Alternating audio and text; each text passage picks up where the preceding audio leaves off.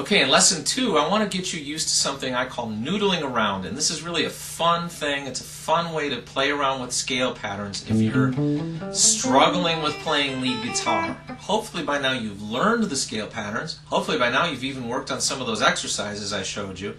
And with that, you've become somewhat fluent with the patterns, okay?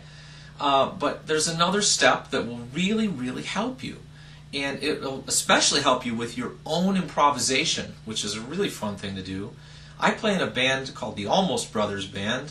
That's a pretty popular band around the Midwest, and we play a lot of Allman Brothers music, so there's a lot of improvisation, and it's really a lot of fun. I have a great time doing that kind of stuff, and I love to be able to just take off and play my own solo, just made up, whatever. And I owe a lot of my ability to fly around the fretboard to having spent a lot of time doing this little exercise when I was younger. Basically, I'm going to take the scale and I'm just going to fool around with it. And I'm not even trying to sound like a lead guitar player here. I'm just trying to break away from playing riffs that sound like scales or even like exercises. I don't want to be playing lead guitar and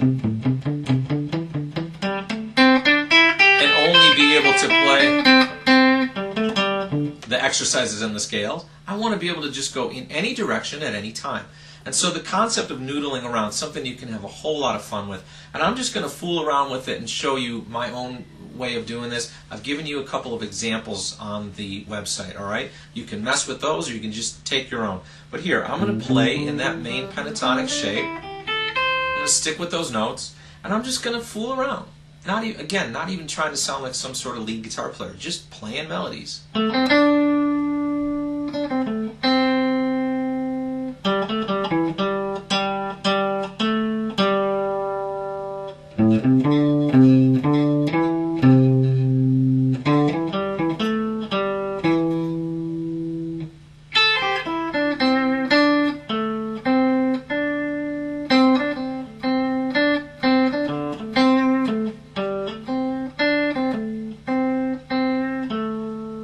See how I'm just making stuff up, going wherever the fancy takes me. A lot of times when you do these, you start coming across melodies, and that's a cool thing, and it really teaches you a lot about it. So I really want to encourage you to do this kind of thing. Noodle around with your guitar. Do it in every scale pattern. That's how you really learn that pattern. Okay?